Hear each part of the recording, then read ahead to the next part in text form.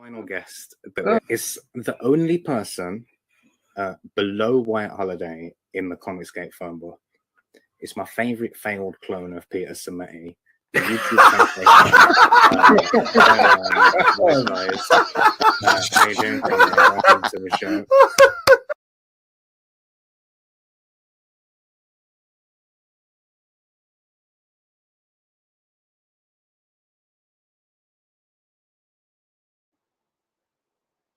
Hello, hello, hello. Welcome to Wise Guys Entertainment. This is your host, Wyman.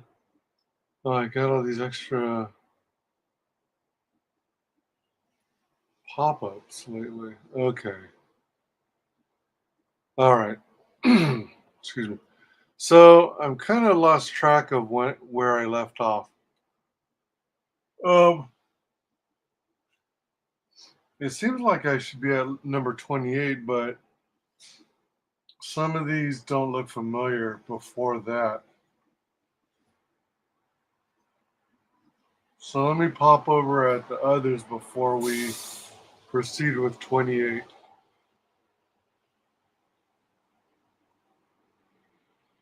Hey everyone, Brian from Higgs Belts here. Hey, I just wanted to show you real quick two of my favorite belts in the line. Montana.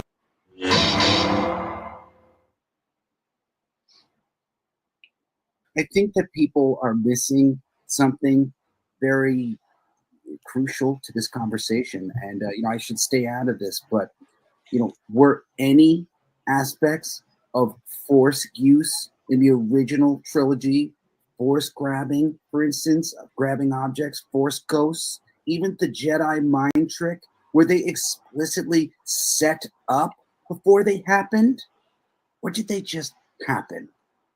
Isn't that amazing? Isn't that amazing? Where did you think the blue milk came from? It's irrelevant to me. You were imagining. Why was it green in your movie, Ryan? Why is Luke jaded and bitter? That's what matters. Why is Luke Skywalker? Why is Logan jaded and bitter in his Old Man Logan graphic novel and the movie? Yeah. Well, anyway, it's funny to which was very successful, by the way. With us. So then he goes and becomes a hero. He murdered his father. This is using the same playbook. I'm surprised, huh? Is that surprising?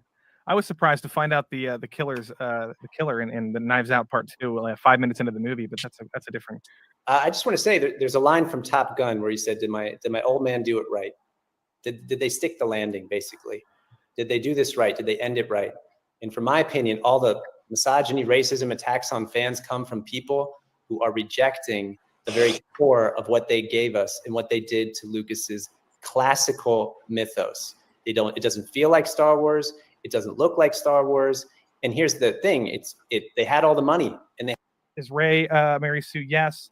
However, going forward, I don't think this the franchise is a dead franchise. I think there's room for improvement.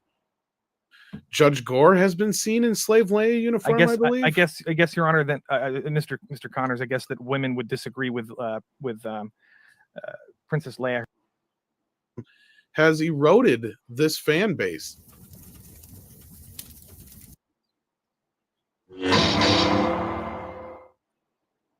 I think we should. I think could you repeat that, Mr. Johnson? Could you repeat? I was just saying that I actually can see and understand and agree that you should not kill off a villain without explaining to my dick. Your Honor, I move to say that nobody's ever actually seen dick. Ryan Johnson's dick besides himself, so there's no actual proof that it exists. I motioned. If you are on my dick, if you're on the consequences that you. This is the consequences. They talk about consequences, and here they are. So, you're triggered. Joseph Campbell. That'll help you. Life's better when you're under our roof. Save up to 23% by bundling your home and auto with us. Spring is vastly approaching, and spring is the perfect time Come to on do now. a fresh declutter, clear out.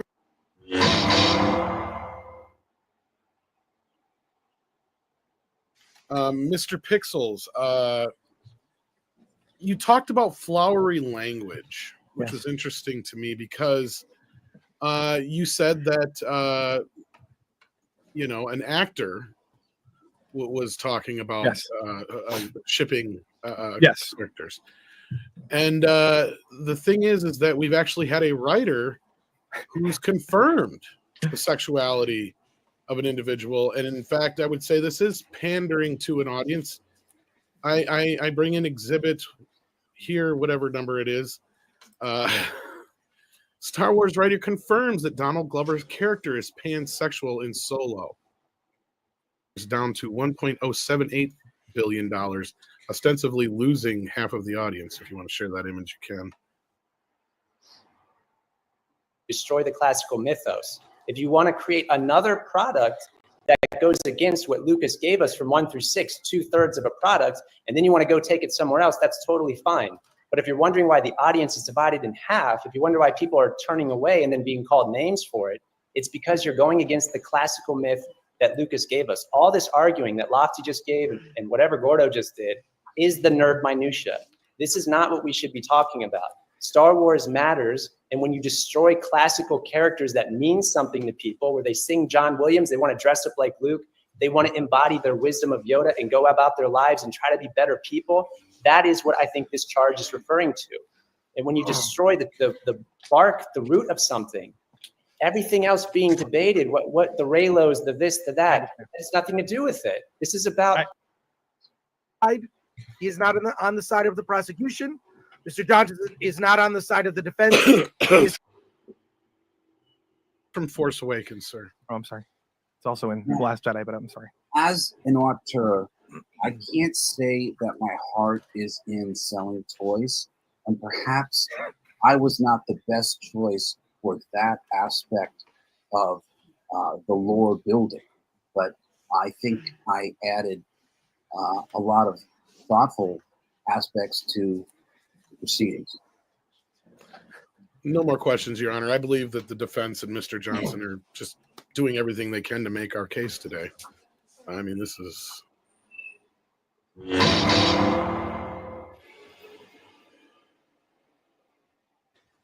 Your case, Mr. Cobra.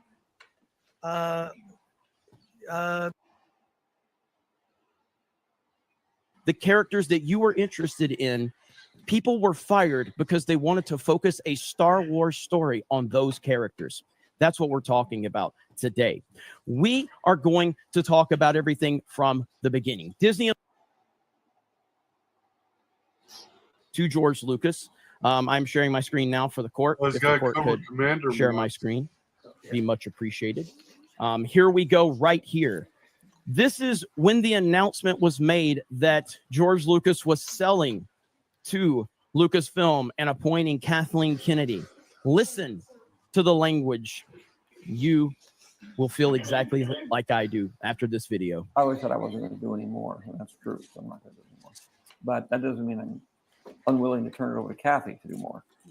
I have story treatments of 7, 8, and 9, and a bunch of other movies, and obviously we have hundreds of books and comics and everything you could possibly imagine. So, you know, I sort of moved that treasure trove of stories and various things to Kathy, and I can keep confidence that she's going to take them and make great movies. I'm doing this so that the films will have a longer life, and so that more fans and people can enjoy them in the future. It's a very big universe I've created, and there's a lot of stories that are sitting in there. The main thing is to protect these characters, make sure that they still continue to live in the way that you created them. The main thing is to protect these characters.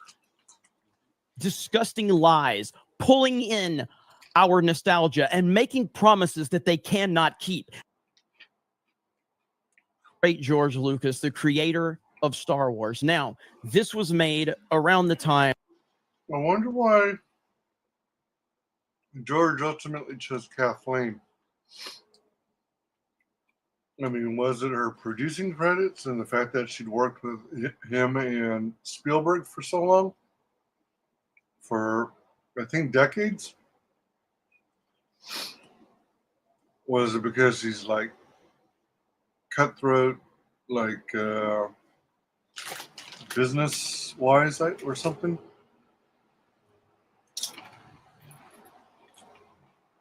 That the purchase of Disney and Lucasfilm was made. Again, keeping George on, using his creativity, using his genius. We want to talk to George about decisions on characters, things like that. All of these promises were made in order to manipulate the fans into believing that this was done for the right reasons. But again, I remind you, ladies and gentlemen of the jury, negligence is what's at stake here. Negligence.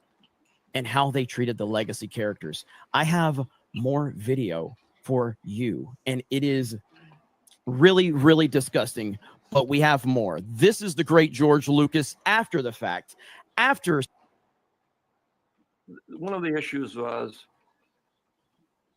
the first three movies had all kinds of issues. They looked at the stories and they said, we want to make something for the fans. So I said, all I wanted to do was tell a story of what happened. You know, it started here and it went there. And it's all about generations, and it's about, you know, the issues of fathers and sons and grandfathers. And it's a family soap opera. A family soap opera. And according to George Lucas himself, Disney said they wanted to make something for the fans. Again, deceptive behavior, using language that was not true, but it meant to pull people in from a nostalgic standpoint.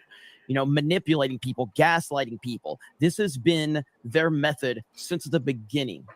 And as we continue to show you this evidence, although at this time, ladies and gentlemen of the jury, I think you can already see the case that the prosecution is laying out for you is indefensible.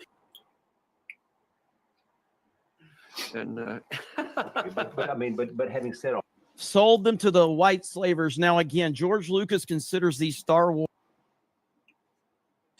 to appear, Right. etc. What was your reaction when you finally got a chance to read this one? Were you satisfied and excited in terms of how integral Luke is and was to the story? Were you surprised by what Ryan chose to do? Yes, I was very surprised. And I have to tell you, and I should have realized that when I read 7, I said, I love everybody's part except mine. There we go. Everybody's part except mine. We have a couple more now. Honorable Judge Gore, seeing as I'm the only person on the prosecution side, am I allowed at least another few minutes to present my case? Just a few minutes, Mr. Cobra. And then additionally, I want to let you know, you showed a video with Mr. Abrams. You do have Mr. Abrams here, and Yes. you will be subject to cross-examination. Absolutely. After your presentation. Star Wars. All right, I'm going to go ahead and put a link. So there you go, right there. A lot of video evidence to show you what we have been through with Star Wars. If your neck looks like this, you need to watch this video. When you sit at your desk or use your phone, your head protrudes forward. And for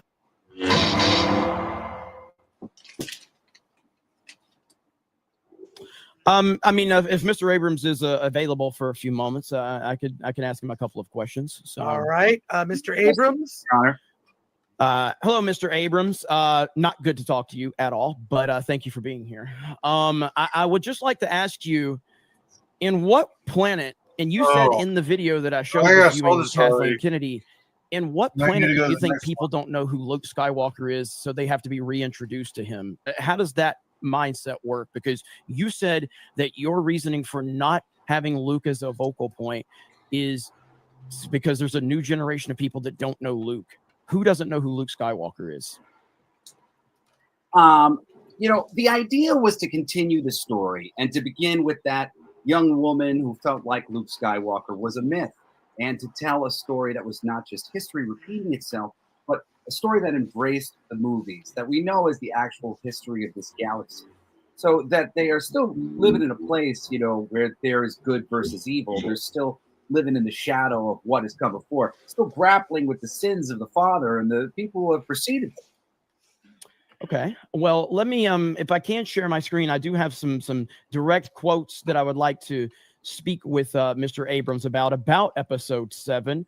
and it's right here. This is from an IndieWire interview, and I'm sharing my screen once again. And it says, in a recent Q&A with J.J. Abrams, Lawrence Kasdan, and Michael Arndt, the screenwriter revealed some pretty intriguing details about early drafts in The Force Awakens. The most eye-opening is that in earlier versions of the screenplay, Luke Skywalker was a much bigger force in the movie. Now, Michael Arndt is an Oscar-winning screenwriter. Michael Arndt wrote a little movie that many of you have maybe heard of called Toy Story 3. Pretty sure people like Toy Story 3. Pretty sure it did a good job of honoring the characters. Well, Michael Arndt was brought on to write the screenplay for Episode 7 before J.J. Abrams was brought on. After J.J., this is what happened, ladies and gentlemen. And before I show you this, again, if there are emotionally unstable people in the audience, you might want to turn away from the text that I'm about to show you because it's quite disturbing. This is from Michael Arndt. Early on, I tried to write versions of the story where Rey is at home. Her home is destroyed, and then she goes on the road and meets Luke. And then she goes and kicks the bad guy's ass. Arndt said, it just never worked, and I struggled with this. This was back in 2012. Apparently, the issue was Luke's presence was always upstaging everyone in the script. It just felt like every time Luke came in and entered the movie, he just took over, Arndt continued. Suddenly, you didn't care about your main character anymore because, OF, Luke Skywalker is here. I want to see what he is going to do. So that tells me that you, JJ, entered this situation. You saw that Luke Skywalker was the focus and that Luke Skywalker was taking attention away from the new characters, which of course he is, because it is Luke mother effing Skywalker and he should be taking the attention. And you then fired Michael Arndt and blew up the entire script because you didn't want Luke Skywalker to be the focus of a Star Wars movie, especially the lead movie in the sequel trilogy. That's how that appears, Mr. Abrams. How would you like to respond to that? Look, the lesson is that you have to plan things the best you can. And you always need to be able to respond to the unexpected. And the unexpected can come in all sorts of forms. That was a terrible answer. I do think that, there's nothing more important than knowing where you're going. Yeah, that answer is about as good as your Star Wars. So I guess we can go ahead and call it par for the course. Mr. Abrams. You know what's in your cheap protein powder? Well, here to tell us is all-natural fitness athlete Paul Sklar. All right, let's see what we've got. Sucralose.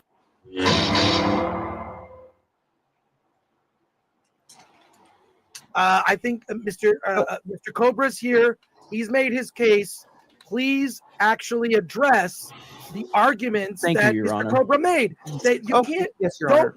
No more of these weasel words about the count. You've got to address the argument that Mr. Cobra made. Attack that, if you will, and you will have an opportunity to make your case, of course. And of course, Mr. Cobra will have an opportunity to cross-examine. But I want you to focus on what is being said here in court. No more weasel words about the way that excuse me, Dr. Gordo. No more weasel words about the way the count is worded. I want you to address the substance of the argument and the count as written in the complaint. It's fine. Let's talk about his argument real quick. You said that there were old, depressed, angry shells in your rambling there. Yes. Explain that. Elaborate. Because you did a whole lot of hearsay where we didn't hear anything from you, how you felt about it. You just said, play the clip, play the clip, play the clip. Tell me, why were they old, depressed, angry shells?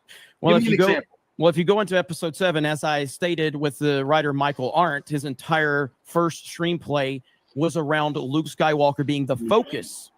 J.J. Abrams came in, fired that man, and we only get to see Luke Skywalker at the end, the very end of The Force Awakens, leaving fans hanging for 2 years just to speculate what's going to happen with Luke. This is going to be the most amazing thing ever. Rey's handing him the lightsaber. Speculation, playing on emotions, something you're saying is a bad thing, yet Disney and Lucasfilm played on our emotions for years and made us speculate for years. And then only to go into episode 8 after 2 years of speculation, of hype and anticipation for Luke Skywalker to grab that beloved lightsaber. and toss it over his shoulder as an angry shell of what he used to be. And some of us looked at that and said, okay, they're just building up to the hero's journey again, which isn't necessarily what you needed to do with Luke Skywalker at that point in time in his life. But hey, we're going with it. Let's see what they do with Luke. We're going to get Luke at some point here. We never got Luke Skywalker. He was an old, angry man on a planet, and he ran away from all of his responsibility. And he was a pathetic shell of himself. Han Solo literally was the same person that he was in the OT. He never evolved. He never became anything. He was just an old, cranky version of what he always was. There was no evolution. He was the divorced father that had no connection to his son.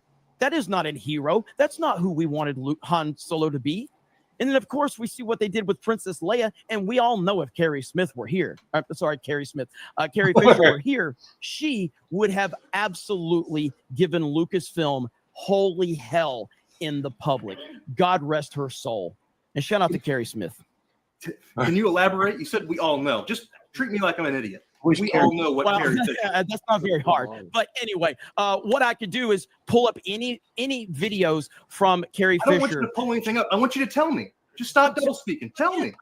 Again, what did you just ask me? You said we all know what they did wrong with Carrie Fisher. I want you to tell me, what did they do wrong? Did you see with Princess Leia? Have you seen episode 8, sir? Yes, I have. And you need me to tell. Wait, hang on. Articulate.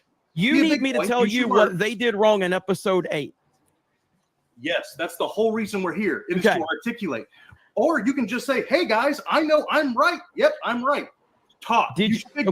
Okay, so did you see her flying through space like Mary Poppins? Did that seem very Star Wars-like to you? Thank you. That's all I was asking. I wanted specific. I'm asking you a question. You answer my question now. Did you think that was acceptable? Sure. You thought that was acceptable. I'll get to that in my and you think that's going to help examination. We're focusing on your Princess Leia flying through space as Mary Poppins. Focusing on your arguments. Focusing on your arguments. Okay, and I want to reiterate one more time for ladies and gentlemen of the jury that you, Defense Sam, you think that Carrie Fisher flying through space like Mary Poppins is acceptable. It was more like Superman, but yes, and I'll get to that and I'll explain it. Okay, thank you very much for that. We appreciate that. Moving on, let's say you wanted more like to be Superman. I wouldn't. So let's take this back. If we were to focus on Luke, I didn't want Luke to be the original screenwriter wanted Luke to be the focus, and J.J. Abrams, who is here today, decided to fire that writer because, in quote from Michael Arndt himself, Luke Skywalker took too much attention away from the new characters. What is today's count? What is today's count, Defense? Why don't you repeat that for me real quick? What is today's count? The count is negligent misuse of legacy characters. Thank you. Is Luke Skywalker a legacy character? Yes, he's a legacy character. Okay. But I just wanted to nail down what you said. Did Michael Arndt get fired for focusing too much on the legacy character? According to what you presented, yeah. No. According to the article I shared, which is a quote which has been verified and is a fact, Mr. Abrams is here today. Did you make the decision to fire Michael Arndt for using Luke Skywalker too much, that took too much attention away from Rey? And you always need to be able to respond to the unexpected, and the unexpected can come in all sorts of forms. Thank you, JJ. Once again, a non-answer. Yep, just like you, D-Day Coder. We're good at non-answers. All right, let's move on to the next D-Day one. Cobra, not Coda. You're getting a little nervous. You got to settle down, Defense. It's 1 versus 3. You guys should not be squirming out of control. I'm a one man who clearly doesn't have any education whatsoever, as your question has said, yet I am annihilating you. Calm down. Say your words clearly, and it'll be okay. Hey, if I may help, having a plan, I have learned in some cases the hard way, is the most critical thing, because otherwise you don't know what you're setting up. You don't know what to emphasize. You don't know how to argue. So yeah. Judge, I feel dumber every time he talks. So, essentially, I think you guys are doing a fantastic job of representing Disney, because your entire argument is just to blame the audience for not liking the creative vision behind it and then trying to justify it by all of these ridiculous reaches, when ultimately it's a really simple method here that Disney Star Wars is on trial because the fans widely rejected it. And you can say that there was no death that, anyone would be happy with, but that's just not the case. We've seen death in films before that people thought were honorable and respectable. We are talking about the disrespect from the beginning. The reason that something like Disney Star Wars is on trial today and Cobra Kai isn't is because Cobra Kai did it the right way. And if Disney Star Wars would have done something with these legacy characters, much like a Cobra Kai, we wouldn't be here today. But my question is for the defense, have any of you seen Star Wars? Answer. Yes. That's a fair question. Have you seen Star Wars? And I don't want to get a Leslie Headland, Harvey Weinstein's former personal assistant answer. I just love all Star Wars, or a Brie Larson answer. Have you seen Star Wars? And what's your favorite Star Wars movie? I personally have not. Who said that? JJ. It's me, Lenny S. Flair, aka JJ Abrams.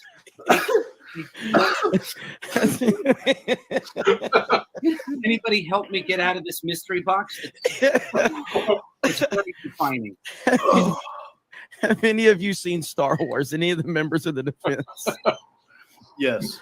Yes. The 3 is my favorite. Okay. That's a good answer. Anyone else on the defense? Have you seen Star Wars?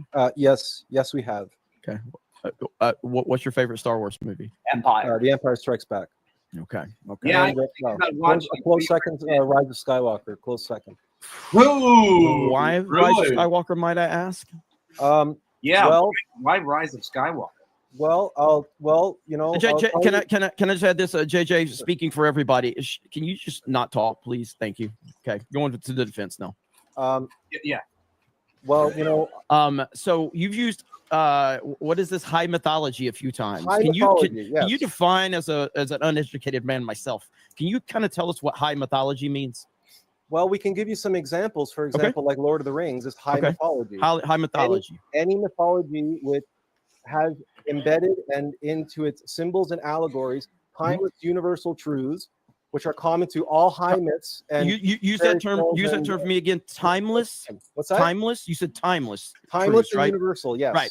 Okay. So why is Kathleen Kennedy in this high mythology of timeless truths? Why is she so focused on current day politics and sidelining legacy characters in order to have representation? If we're talking about a high mythology and timeless truths, why has she specifically, the CEO and president of Lucasfilm, said that we want Star Wars to look more like the real world? That is a quote from Kathleen Kennedy. So you said it's a high mythology. You said it's supposed to be timeless, but Kathleen Kennedy said we want Star Wars to look like the real world. Because as we explained in our opening remarks of the defense, that the meta mythology being told in the Disney sequel trilogy is the hero's journey of Star Wars itself, and someone has to be the villain. Someone has to be the one that creates the politicization, just like Constantine politicized. Yeah, I would like you to answer the specific question that I asked you, and not a bunch of fluff and a bunch of big words. So again, why, if it's a timeless high mythology, did Kathleen Kennedy say Star Wars needs to look more like the real world? Can you tell me how those two connect? Because she's a useful idiot and she misspoke. That's a good answer.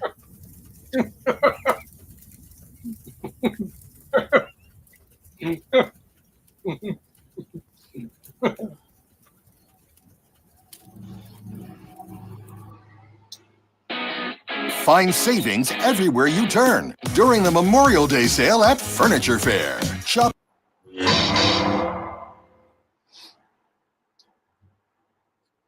Judge, I didn't get to make my argument for the day. I think I would like to add one. Sure, Mr. Abrams. If there's nothing that the past 10 years of movie making has taught us, or has supposed to have taught us, white man, bad. White man, very bad. White man needs to sit in corner and think about what he's done by virtue of being white man. And, I think we've done that rather nicely here in Star Wars. Luke Skywalker, bad. Han Solo, bad. And now that they're in the corner, there's more space. You see, there's more space. There's more space for the ones that aren't the bad ones.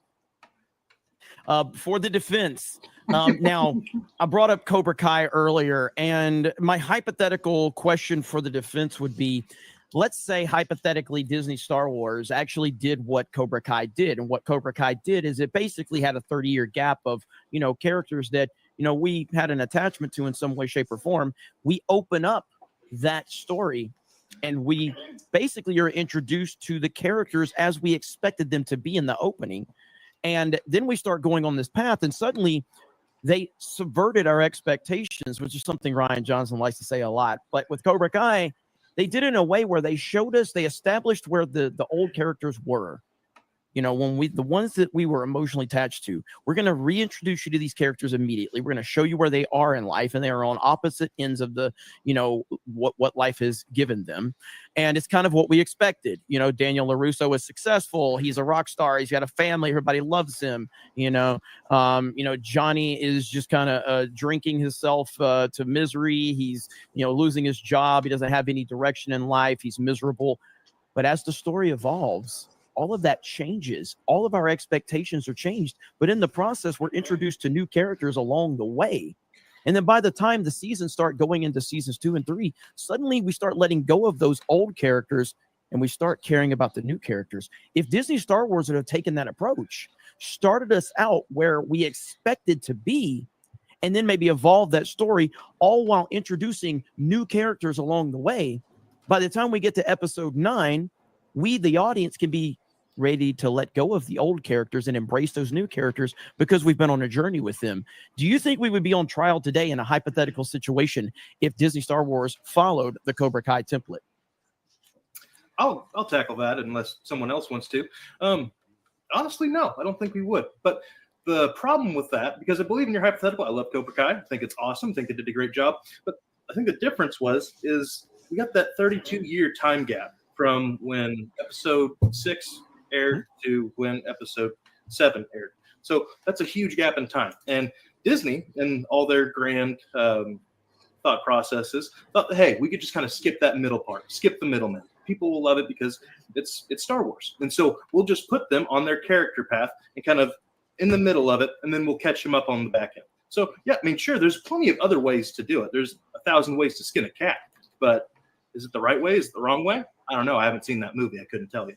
Well, but I think specifically to the charges of today, it's the negligence of the legacy characters. And I'll look at Cobra Kai, and that you can never say that. You can argue that Cobra Kai has problems. You can argue that it has teen drama and it has cringy stuff. But what you can't argue is that it took care of the legacy characters, meaning Johnny and Daniel. And if Disney Star Wars have had that same care with the legacy characters, today's count would not be in court today. And we are talking about the mistreatment of the legacy characters. And I think, along with many people in the audience and the wonderful, wonderful ladies and gentlemen of the jury, they all feel the same way, that whatever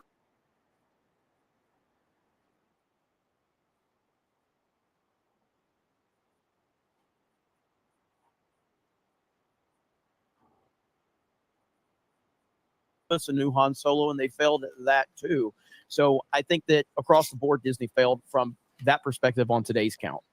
Does the defense have any questions for me? You're kind of losing, and maybe you can throw something at me. Maybe you can get me on something. Maybe, hey, listen, Dr. Gordo, please chill on the Disney Kool-Aid. Slow down a bit, okay? And let's just talk. Let's have a conversation. So I'm here. I'm all by myself. I don't have anybody else here. So fire away. So you don't see the possibility that you're just projecting your own emotions onto the film, onto the argument? The defense here, we're making references to, in fact, things that happen in the movie. We're using some social science, we're using literature, mythology, what have you. And all I'm hearing from you is hurt. Mm-hmm. Yes, I mean, that's the whole point, is that they have hurt the Star Wars fandom. And you're damn right I'm projecting some of my pain into it, because that was what they were leaning on. They were leaning on my emotions. They were leaning on my emotions to give them money. They were leaning on my emotions. When I stood there in Orlando, Florida at Star Wars Celebration in 2017, before The Last Jedi came out, I stood in a room when they were releasing Battlefront 2 to the world. This was the premiere of Battlefront 2, and they stood in that room, and they sit there and said, "Are there any girl gamers in the audience?" And about 3 girls screamed, and I just looked around and I'm like, "What the hell does that have to do with Star Wars? What? That's not Star Wars. That type of language is not Star Wars." And that was kind of the first kind of moments that I realized they're not trying to do anything to benefit Star Wars. They're trying to push social justice elements into it. And unfortunately for us fans, the interjection of social justice meant the demise of our favorite characters. And Your Honor, what does this have to do with the argument? I think if you look online, you can read negligence. You know, it's the state or quality of being negligent, a negligent act or a failure to act. I think if there's any conversation you want to make with Disney Star Wars, it's that we acted too much and in all the wrong ways and overthought and chased our tails and did many foolish things, but it wasn't a lack of activity on the part of Disney Star Wars. I honestly believe this count should be thrown out the window completely. Negligent? No. Stupid? Sure. Negligent? No. We were not negligent. We did too much and the wrong things. But we did not do nothing. We were not negligent. We did not neglect the Star Wars franchise. Negligent. Well, Mr. Abrams, you simply saying that it really needs to be backed up by the evidence. Just briefly, Mr. Cobra, we're gonna have another 2 more minutes. Your Just a Honor. moment.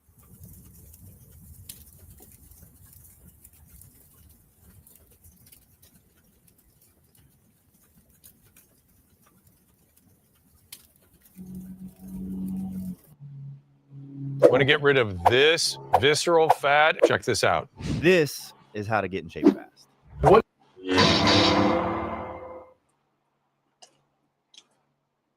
Yeah, I think there's absolutely no evidence whatsoever to say that Luke Skywalker would have walked away and been the hermit that he is. There's no evidence to show from a character standpoint from Luke Skywalker, the man who saw just a small piece of good in his evil father.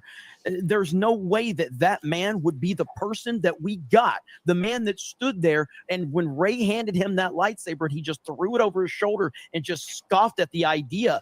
There is no possible scenario that that man would be who Disney decided to make him out to be. Actually, Absolutely not. there is. No. There are countless examples of great men in high positions. It's called the tragic fall. And Anakin, We're talking about the father Luke of Luke Skywalker, not Skywalker. anybody else. We're talking about Luke Skywalker. Yeah, but we're talking about Skywalkers. And Skywalkers in Star Wars are Skywalkers. They all represent the same cosmic force. And if Anakin can fall to the dark side, which the entire first 6 films is about, by the Luke way, didn't fall to the dark side. He just became a miserable old man. Did he not? You know what? Why did he go to attack Ben that night? Was it just He never fell. He never fell to the dark side. Excuse me, though. pardon me, just They didn't even own it. They didn't. him. Bull crap. Look at the dang quote. He said, a shadow, like a fleeting shadow, left me, and then I was left with shame. He talks about it in that monologue, how the dark side convinced him that he needed to get rid of Ben. And as soon as he did it, he realized, if you've actually seen, you know, the prequels or even the Clone Wars, you would see that Anakin struggled with stuff a lot as a young man. Luke didn't struggle with dark side urges. What Anywhere. about the cave? What about the cave in The Empire Strikes Back? It was what a about vision. What? I'm sorry? It was a vision. That's not struggling. No. Yoda says you only see what you take with you. The cave is. There was no action. Remember your failure. There was no actions to show that Luke Skywalker was struggling with the dark side. You know what? It's fine if you want to paint rainbows and unicorns onto the Force, and you say once somebody has hit the good side, they're the good side forever. They're untouchable. They walk on water. Never said None that. of us walk on water. If anything, we have learned from mythology and high tragedy. No man walks on water. No man walks on water, but one that we know of. And guess what? Even he was tempted. Even he was tempted by the dark side. So As if you I told- understand mythology, sir, if you understand mythology, not entertainment now, not your stupid Cobra Kai high school, what do you call it, a melodrama soap opera, but if you understand high mythology, you know that heroes must be tempted and tested, and so was Luke. And You so brought was up Luke. Cobra Kai. Do you realize Daniel LaRusso is literally what you're explaining, but now you're dismissing it? But they did it in a good way that made it believable. Daniel LaRusso was the perfect person, the perfect They husband. did it in the a perfect soap business opera guy, way. the They did it in perfect a high school way. They didn't made do it him in a out to high be- mythological way. Now he's at a point where we're cheering against him in points of the show because they've turned him into a jerk because of storytelling. Because of story, but you just dismissed it. You just said it was stupid and it doesn't matter. Cobra Kai is entertainment. Star Wars is mythology. Then why are we talking about real world shit in Star Wars if it's high mythology? Why is Kathleen Kennedy saying we have to get rid of the white? Ryan Johnson is on record saying less white dudes in Star Wars, but it's high mythology. Here. That's what here. he said. Down with That's the what he white said. man. Why, if it's, you can't say it's high mythology, and then Kathleen Kennedy white. wants to say Star Wars needs to look like the real world. You don't get to have both of those arguments. No, Actually, you don't. can, because it's No, Star you Wars itself that's undergoing the hero's journey, and it has to go through its dark night of the soul. It has to descend into hell. And so that's what the politicization of Star Wars that Kathleen Kennedy and J.J. Abrams that they So brought who to the gets table. who's the that hero? challenged and Who's the tested hero of the all sequel us, trilogy? Then, if it's and about the hero's that journey, challenged and yeah. tested all of us as fans. Who's And the hero of we the have- sequel do trilogy? we have what it takes to appreciate Star Wars as a mythology, or are we going to get caught Answer up the in question. the superficial details? Who's the hero of the I'm not sequel so trilogy? sure I fully understand what is meant by high Mary mythology. Sue. The I mean, Force is the hero That's of the sequel trilogy. The It is Force? the Force that is the hero. No. It is the Ian Force, the Johnson source of is- Star Wars and the source of In my all opinion, mythology. I'm The the source of hero Lord of the who Rings, saved for that matter.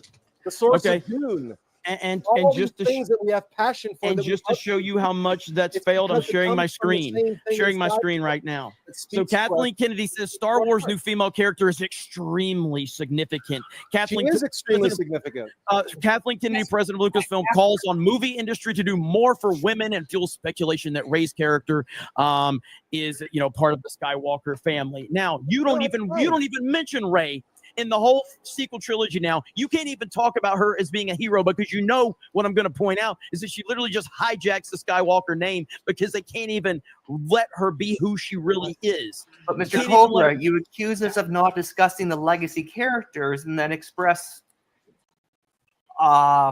dismay that we're not talking about the new characters. No. So- What I'm saying and is we're if accounting you're about not, legacy the characters. point was by the end of episode 9, you should have told a proper story, allowing fans and this universe to revisit where our legacy characters are, while also giving them a proper send off, while also introducing us to a new generation of characters that we would care about moving forward. They failed to do all of these things. All of these things were failed because if you can't sit there and tell me that the hero of the story is who Disney set out for it to be, and that was Rey, you just proved my point right there. You couldn't even tell me Rey was the hero because you know damn well she's not the hero because she's trash and Disney ruined all of the characters, Well, not just if the I legacy actually characters.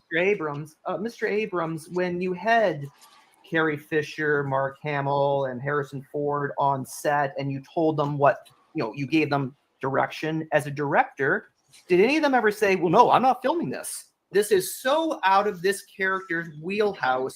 There's no way the audience is going to accept it, and therefore I'm not going to film it. Or because we saw what we actually saw in the film, it would seem that they agreed with your vision. Could you perhaps provide some clarification there?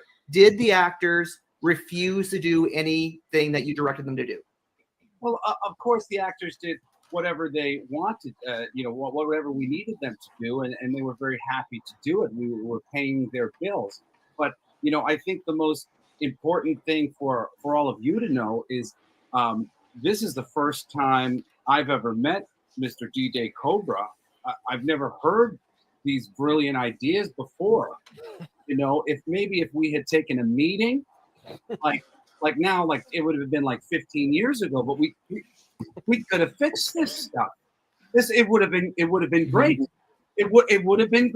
I'm so sad that it took this long for these things to be.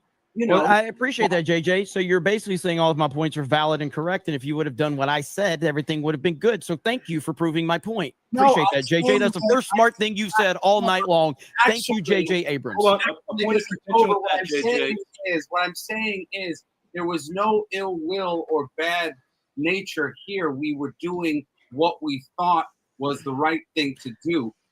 Then why didn't you pick up the phone and call George Lucas when you had questions, seeing as he was there? Because I wasn't allowed to because of pissing contests internally and because it was deemed that the fans Wait a minute, JJ, did you just tell me that you were not allowed to call George Lucas, the creator of Star Wars, when Kathleen Kennedy sat there across from him and said, we're going to lean on him? Are you telling me, are you telling the jury, are you telling this court that you, JJ Abrams, the person that was tasked, I'm telling you, you couldn't call George because Disney wouldn't allow you? Is that what you're said telling I've got a I boss, want the man, I've got truth. a boss. But Mr. Cobra, by your own evidence, George Lucas would not have taken that call because they were broken up. That's not true. No, you That's don't understand exactly what timelines. George Lucas said in No, Trainer. that That is was exactly at the process of episode 7, they decided to move on. So yes, after they made the decision to throw away his script and throw away everything and move forward with a new vision, that's when George detached. But in the process of making 7, JJ could have simply said, I want George's vision. I'm going to pick up the phone and call George. We want to know what Wait a George second, wait a wants. second. DJ And Cobra, that's you're it. making the argument that the only way to have a successful trilogy was to have George Lucas at the helm, and that's a completely different argument for another day. Not The necessarily. argument here is that we were It would have helped. negligent in our misuse of the legacy characters, that there's some And sort of using the evil script would have intent helped. going on here. I love Star Wars. Do you believe that I have a big enough ego that I want to look good for all time, that I want to walk around Hollywood and I want everybody to look at me and think, there's Spielberg too? Do you think that that's true? Answer Yes, 100%. I believe that. Oh, is there negligence? Because it is embarrassing when you mess up a Star Wars movie and people are talking about it on the internet and putting your stupid movie on trial. This is not the way you would prefer things to be. So, no, there was no negligence. This isn't what we wanted to happen, or at least this isn't what I Then- wanted to happen. Okay, then why don't you answer for this? If we're to believe that, then answer for this, JJ Abrams, right here. JJ Abrams' Bad Robot introduces diversity quota. The filmmaker's production company to implement a new policy created in the wake of man, Oscar bad. So White. Don't you Star Wars: The understand Force that? Awakens Bad, has made waves bad, casting John bad, Boyega bad.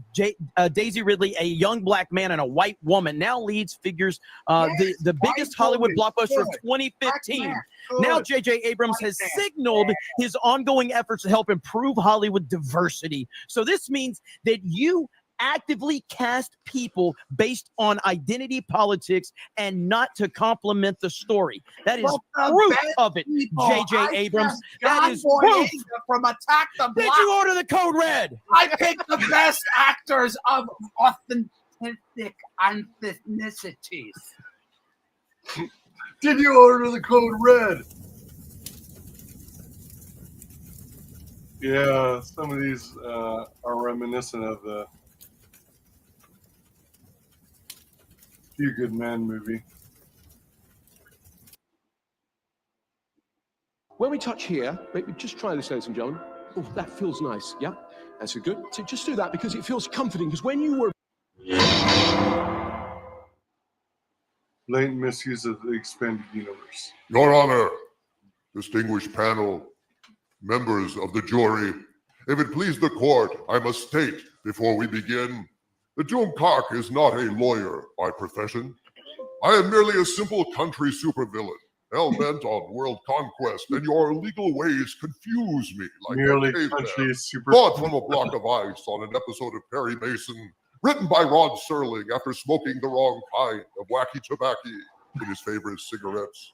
So I ask the court's leniency in any violations of procedure, rules of evidence, and other norms of jurisprudence I may violate in the course of these proceedings as I assist my distinguished fellow prosecutor today in mounting a case against the Walt Disney Company for its crimes against that galaxy far, far away, which we will heretofore refer to jointly and separately as Star Wars. The charges laid out for today's segment of the trial is blatant misuse of the Star Wars extended universe, which will heretofore. What I meant to comment on in the previous clip is that the defense, I believe, was asking, did Harrison Ford, Mark Hamill, or Carrie Fisher, decline to do what was asked of them in the movies? And to be quite honest, I think all of them basically went in it for a paycheck. I think I saw an interview of Carrie Fisher, excuse me, where she commented something to the effect that, there aren't a whole lot of roles in Hollywood for older women. And that's one of the reasons she jumped at the opportunity. And I think they were kind of holding out or Hamill might have held out a little longer to see if they were going to convince Harrison and Carrie to return before he made up his mind. And Harrison was reluctant because he had to have it written in his contract that his character would be killed off in the first movie if he returned.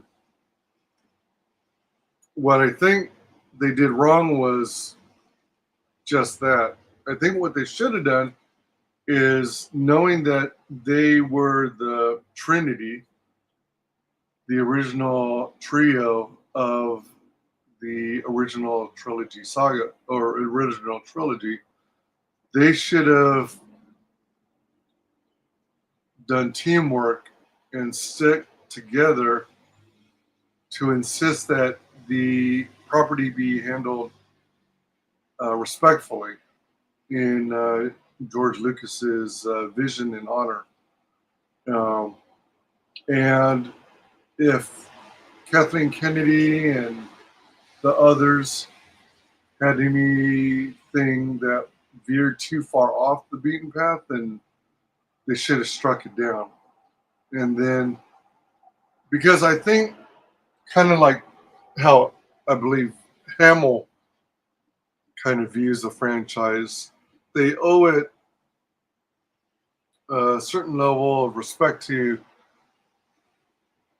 make sure the vision stays true and consistent.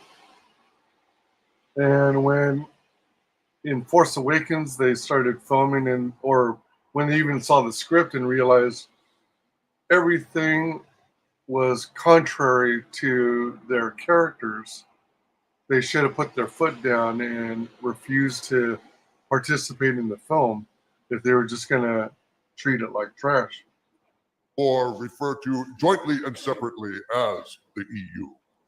Your Honor, I would submit to you that the crime that should be charged today is not misuse of the EU.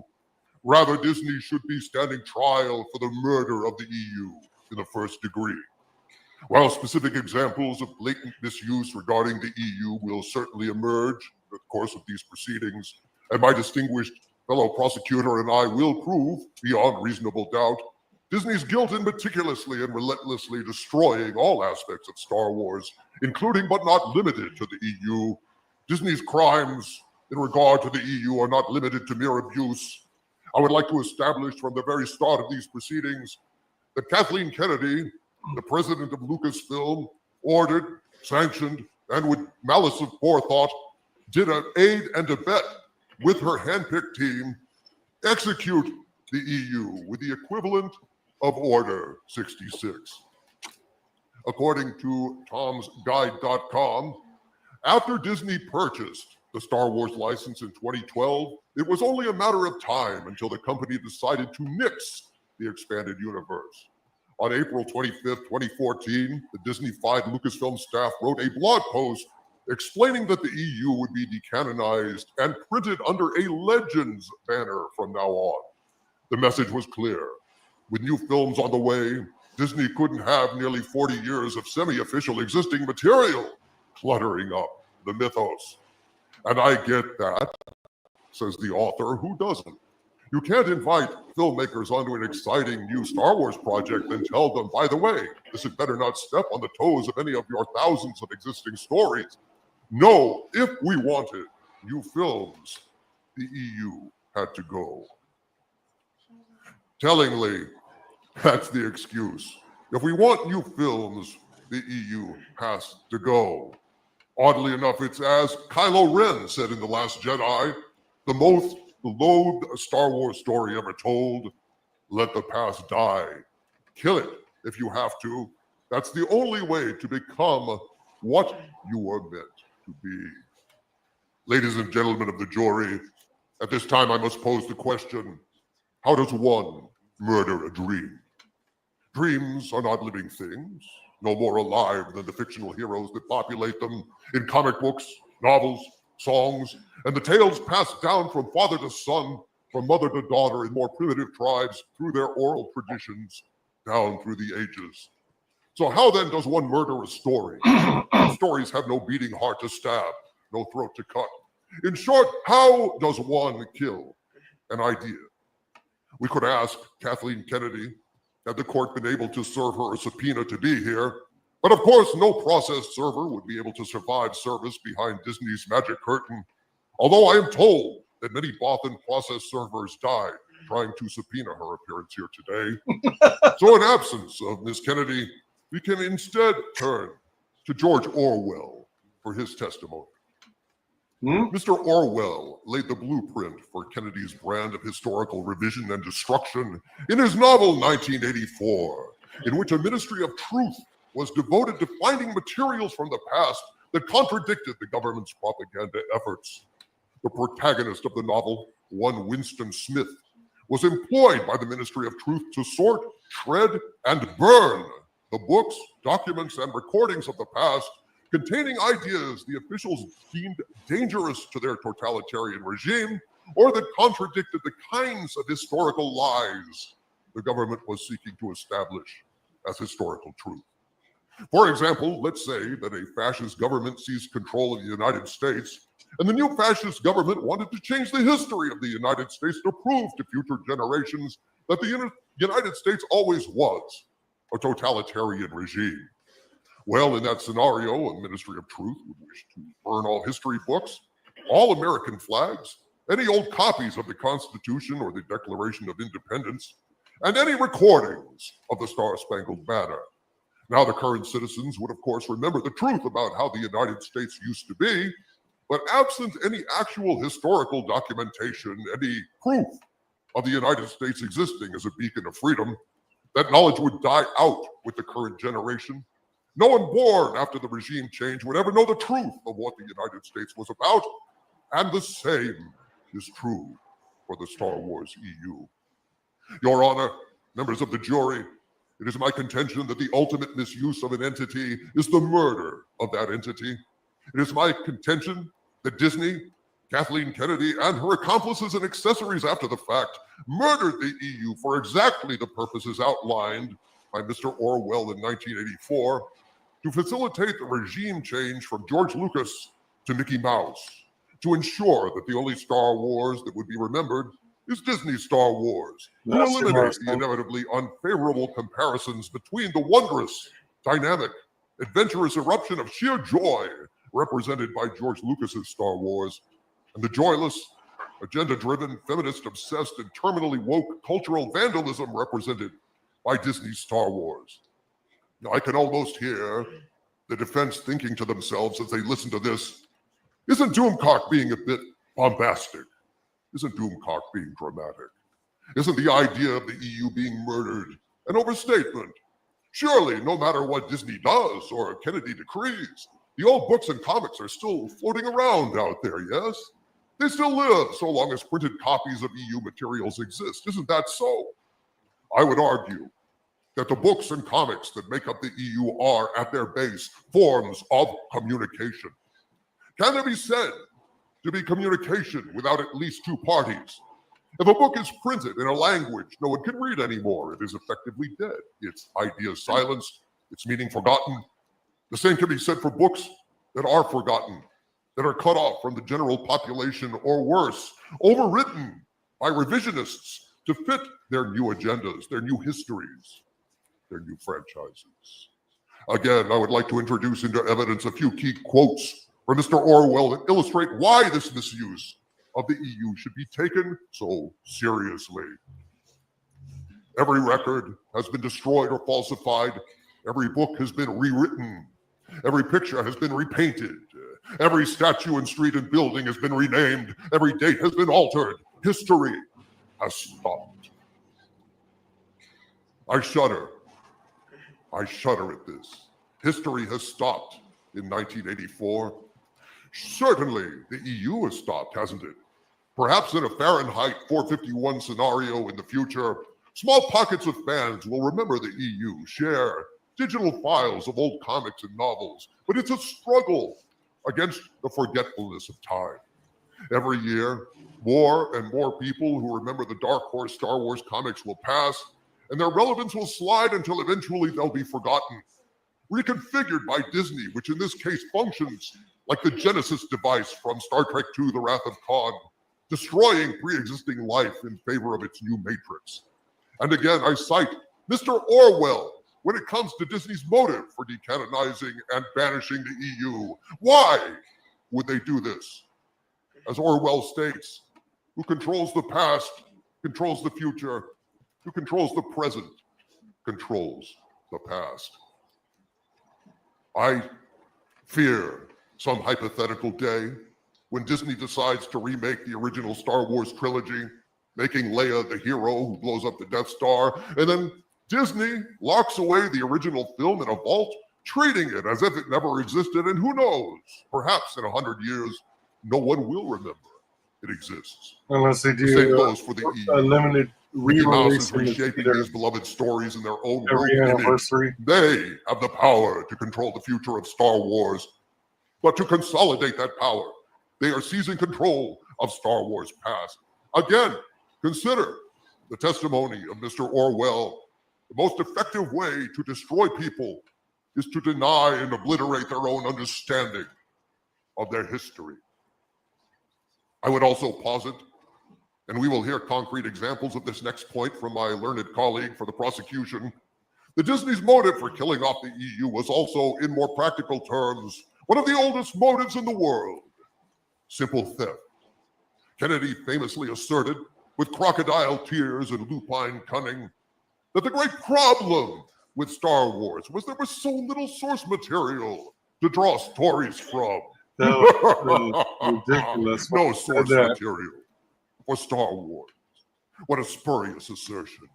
Kennedy decanonizes the EU and then complains there isn't enough source material. That's like Lizzie Borden chopping up her parents and then complaining that she's an orphan. This is no accident, as we will prove today. That's why we have to stop supporting. Because if the EU Disney ceases to financial. exist, then Lucasfilm is free to pick and choose what stories they want to rip off from the rubble. 2 instances submitted for your approval: Book of Boba Fett and Obi-Wan Kenobi, 2 series that aired to the dismay of Star Wars fans everywhere on Disney+. 2 series that absolutely destroyed EU characters and canon, squandered them, bent, folded, spindled, and mutilated them. Take, for example, the shameful and embarrassing misuse of the classic EU character Black Her Santan, a Wookiee bounty hunter from the EU. He was an impressive figure and a worthy addition to the Star Wars universe. Now, after decanonizing the EU, Disney at the very least could have just left the EU characters alone. But this speaks to motive, ladies and gentlemen of the jury. They don't leave these classic EU characters be. Oh no. They bring them back and then abuse them. See how they ruined Black Her Santan in Book of Boba Fett, a fantastic EU character much loved by fans, reduced to such a low level that he couldn't even take out an old, fat, unarmed Boba Fett in a back-to-tank Speedo. This was insulting and absurd abuse of a formidable EU character, and an abuse of George Lucas's canon specifically. In the original Star Wars, Han Solo tells C-3PO it isn't wise to upset a Wookiee, because Wookiee can pull people's arms out of their sockets when they lose. C-3PO wisely counsels let the Wookiee win, and yet Black Krrsantan, who is most certainly even a more formidable fighter than Chewbacca, can't even defeat a naked old unarmed plump guy in a Speedo. So while ruining EU characters like Black Krrsantan, Disney is also ruining the original trilogy canon, which is no surprise because the EU and the original films are all intertwined, which magnifies the damage to Star Wars caused by this misuse. The Obi-Wan Kenobi series on Disney Plus, by its mere existence, erased or tainted virtually everything we knew about the past of Obi-Wan, erased pretty much everything he had ever done in the EU, perverted his relationship and commitment to Luke Skywalker on a fundamental level, elevated Leia to his most favoriteest kiddo ever, made Leia as important to the Jedi as Luke, had Obi-Wan abandoned his charge to guard Luke, to run off and save Leia, screwed up tons of continuity for Vader throughout the Star Wars and the EU, and even mangled the Empire Strikes Back retroactively.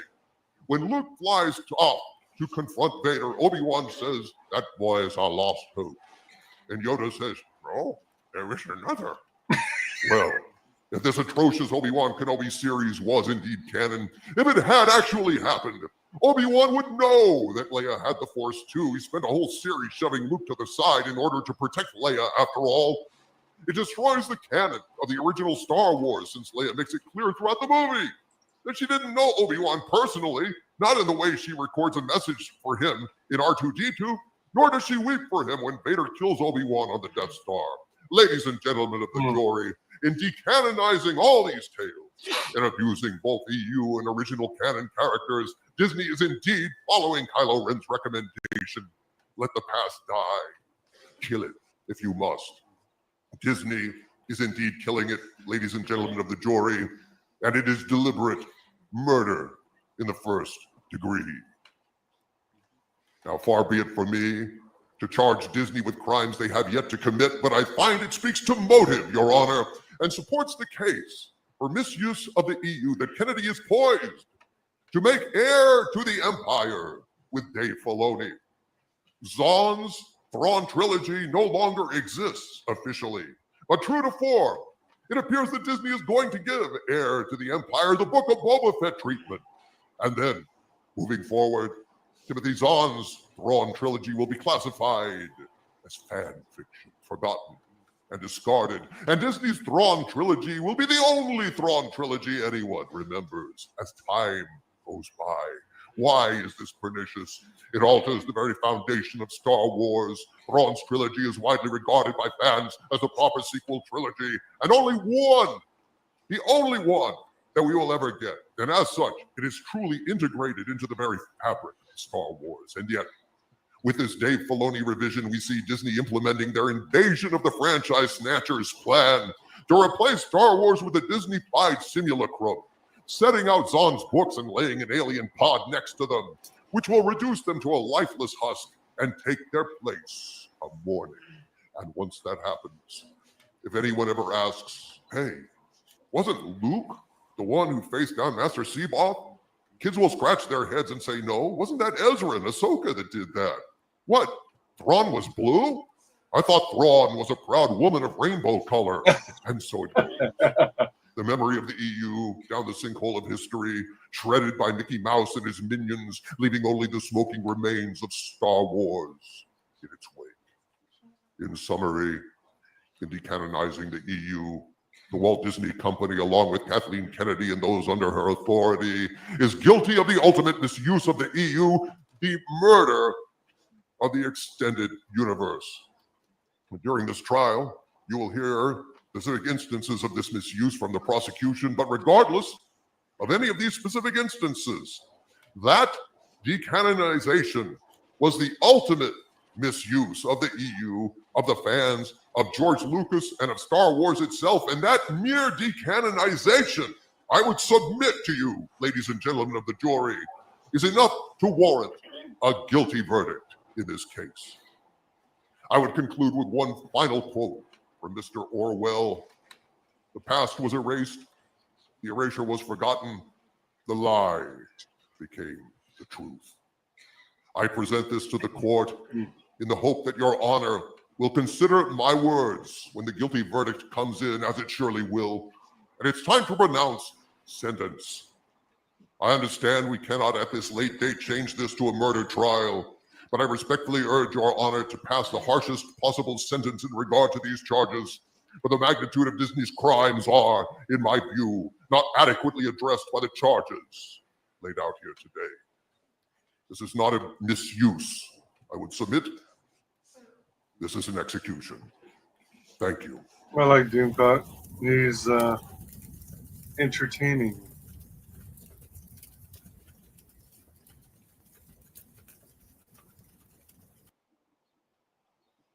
Today we are setting up this Chick-fil-A employee for anything she wants. You could pick any item you want. I'll go get it. Damn. That person. I realized after last time, a lot of you thought I was a little too aggressive. I apologize for that. I thought we were all adults. I'm more than happy to speak like we're in a kindergarten class, so that's what I'll be doing today. I also got the memo that you didn't like that many slides, so I only have 3 of them for you today, and the rest is going to be show and tell. But while we wait for Chris, can you share my screen, please? Absolutely. All right, so if we go back to 2019, that was right after Solo, a Star Wars disaster came out, and this was when Bob Iger said that there was just too much Star Wars at one time and Star Wars fatigue.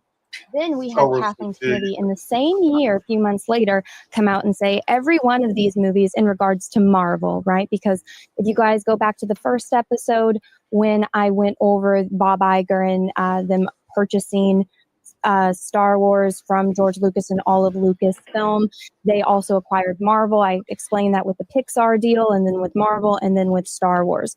And so this is what Kathleen Kennedy is referencing.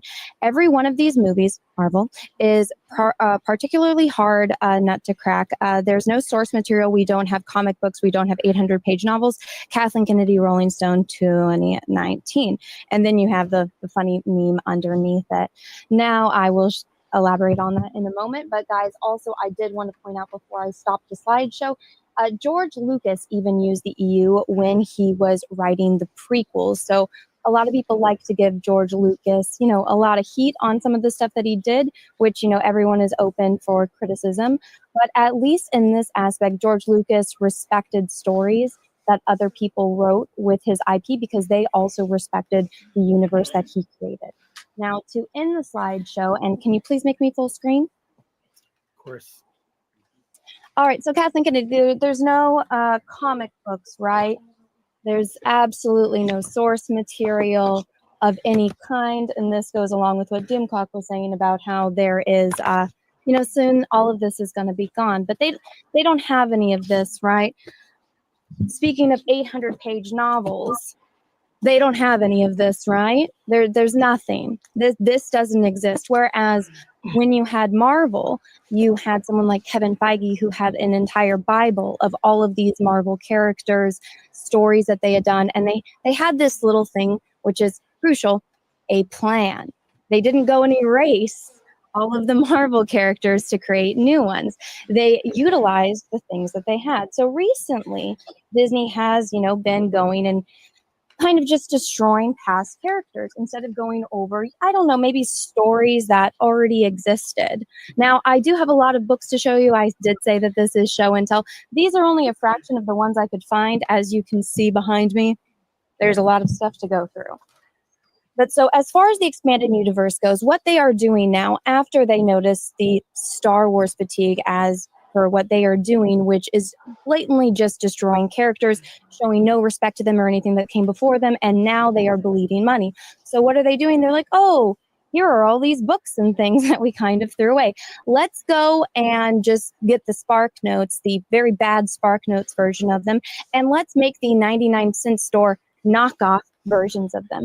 So if you go to the Kenobi show, I believe it is the Kenobi, no, it's the Andor show. There's a character named Lucan, the Skarsgård guy plays him. I can't remember his name.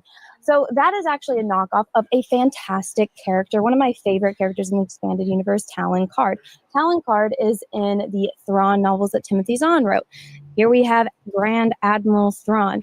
He has this little creature on his shoulder called an Islamari. An Islamari is a creature that creates bubbles in the Force, so Jedis can't use their powers in the presence of an Islamari. That was part of Thrawn's grand plan. Now they're throwing away, well, this character, they're butchering this character, and they're just changing everything to, go like what Dimcock was saying with Ahsoka.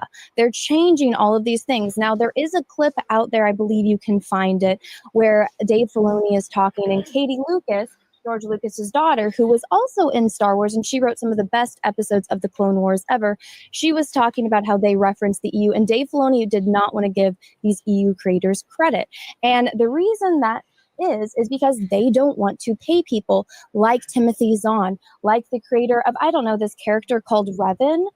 Fantastic character, most beloved character. This character called Bane. Remember, none of these characters exist. Characters like Mara Jade. None of those characters exist because they don't want to pay them. So this was the first EU book ever created. This is A Splinter of the Mind's Eye. This brings in the Kyber crystals. And unfortunately, I am blanking on, there we go, Alan Dean. I was like, it's something with an A. I knew that. So Alan actually went on, I believe it's Orville Nation's channel, and he did a live stream explaining how Disney stopped paying him royalties for not only this book, but other books that he wrote. And that is what Disney is doing with a majority of the people in the EU. If you guys go and look, Chris Avallone wrote KOTOR 2. He wrote the video game. That has one of the most iconic characters ever, which is Darth Kreia. And Kreia, everybody that I know that's a Star Wars fan that has played those games absolutely adores Kreia. Well, guess what? They don't want to use those characters because they don't want to pay the people that created them. And when you talk to people that worked on these books, and like people like Timothy Zahn, who is still alive, who is still working, who is still going to cons and talking to fans. Well, guess what? He is getting gypped on Thrawn because they don't want to pay him royalties. So what they are doing with Kathleen Kennedy lying about not having novels, not having comics, is that they want to erase them and take things. Remember that 10% rule that they do a lot with Star Trek? Oh, well, we're going to take somebody else's creation and we're going to change it a little bit so that way we can do it our way, not give this other person that actually created it credit, and they don't have to pay them. And right now, I believe I saw a projection online about all of the most recent Disney movies that they have released, and they have lost, what was it, over $850 billion? That's a lot of money. Actually, I might be a little high on there. Maybe it's 850 million. That sounds about right. Sorry, I'm not a math person, as you guys can see. But I know what is this? What are you guys saying in the private chat? Am I missing something? Did I run out of time yet? Do you want me to you're fine. Continue, but we'll have to wrap up for cross-examination. Okay, no problem. All right, the last point that I will make after showing you guys all of the novels, all of these trilogies that they don't have source material for that. One of the things that Disney, and one of the reasons why George Lucas became a billionaire, was the toy sales, right? And Disney likes making toys, or at least they used to, and they wanted to acquire that. They bought the merchandising rights from George Lucas, that way they can have it, so that way they can make money off of your children and every adult that wants to purchase stuff from Disney. Well, when George Lucas still owned Star Wars, and for anyone that wants to dismiss the EU and say that it wasn't important, so George Lucas came out with this line. So this was a collaboration with Hasbro. So this was the comic book 2-pack, and this was a way for kids to not only get into reading, but also you get to characters. So these are actually some of the rarest action figures you can find. They also go for very, very expensive on eBay. The characters that I showed you a moment ago with Talon Card and Thrawn, these were actually from a comic book 2-pack, and it cost $80 a pop just for these two opened action figures. This one was a lot more expensive, and they go even higher. Whereas Disney, with their characters like Rose Tico, you can't even give them away for 5 cents. Nobody wants them. But this was a fantastic way for kids like me, when I was little, to get into reading comics, and you get action figures with it. But Disney doesn't care about this. They said the EU wasn't important. Nobody cares about the EU. Yet when you have stuff like this, is some of the hardest and most valuable Star Wars merchandise out there to find, that is still some of the most valuable considering the price point of it.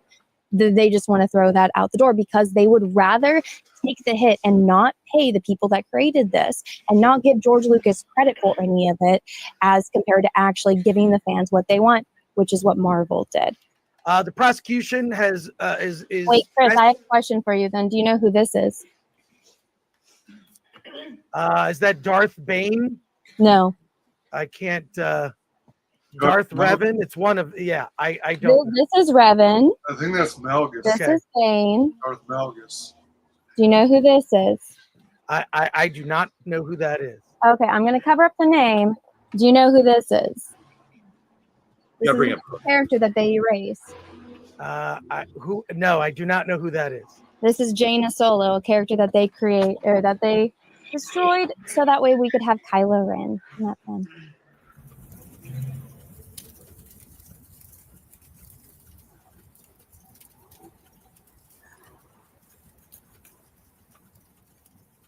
She did well here, but I liked her first one. She was devastating.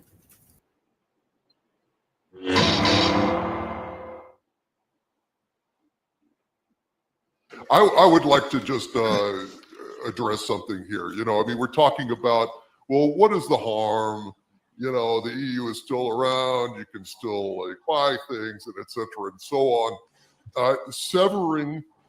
Officially severing the EU, making it a point, making it a proclamation, is something of a symbolic and moral attack against George Lucas's Star Wars. Now, what difference does that make, you may say? I mean, what difference does it make if, say, the general public doesn't know a lot about these things and doesn't care? Well, I would basically say that it is a symbolic disavowing of the fandom that came before. For example, why does anybody care if someone burns an American flag? Well, the American flag is a symbol, but of course, America is not damaged by the burning of an American flag. It doesn't impact our territory. It doesn't impact our laws. It doesn't impact individual citizens, except the ones that perhaps are upset by it. But it is a moral attack against the United States, attacking the symbols of an establishment or a franchise in this case, is an attack on that franchise, and particularly demoralizing to the fans. Disney Star Wars has been one big assault on the fandom, on the very notion of fans that have extended for, you know, since 1977. And one of the key aims of these kind of cultural vandals, you know, of the woke movement, is to devalue, debase, revise, and replace the targeted lore, the targeted culture, in this case, Star Wars. I would say that this is a larger and more pernicious issue at heart beyond the scope of this trial. But I would say that simply saying, well, is the EU popular? Do most people know about it? Is not really at issue here. It's not certainly a defense to the charge. It is a larger issue of disrespect to the fandom. And as I always say, without respect, we reject. Yeah, I am a simple person, okay? When I see what we're doing here, all right, when I see what we're doing here, we're talking about how Disney killed Star Wars. I'm all good on the charges, right? Like breaking the fourth wall here. Yep, we're cool. I don't like Disney. But we get down to this, and I don't understand why you'd say them leaving the EU alone for a majority of it. I don't understand how that's a problem, because what they did with Luke Skywalker was disgusting. Absolutely disgusting. We know that Disney cannot keep their crap together to make a good story to save their life. So why is it a bad thing that they left some of our favorite characters alone? Anna, you had that figure that was of the Solo. They're not. Right? They're not leaving them alone. They just haven't gotten to them yet. Anna, who was that person that you just lifted up? That little action figure. Who was it? Which one? The little action figure, the daughter of the Solos. I don't think he likes you. What'd they do to that?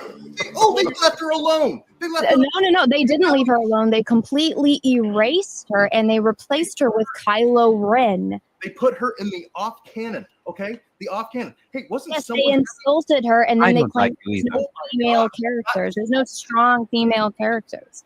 I just want to go on record of saying one thing. I was relieved when Disney took over Star Wars, and I know people find that bad, but the fact is, I went from that generation that went through the prequels, and we all went in there, and you can see the trial, you can watch the movie, you can hear the song that some of the fans made about George Lucas doing something to Star Wars or to their childhood. I was relieved, and there has been good stuff that's come out of Disney, and I'm happy when they do good stuff, and a lot of times they do bad stuff. But the fact is, like I've been saying, like it's not disrespectful to the fans because they're just doing, as previously pointed out, what George Lucas did. That's not at all what George Lucas did. Kathleen Kennedy said none of this existed. George Lucas, I showed the photo in my presentation. George Lucas used the expanded universe and had it there to and he reference. also overwrote that expanded universe when it suited He him what? himself. He overwrote it. Well, George Lucas created Star Wars. He's allowed to change things. This And is now Disney owns Star Wars, and they're allowed Disney to didn't change. create Star Wars. They're changing someone else's creation. That's what happens every time you make a work. And that's why we're in this trial.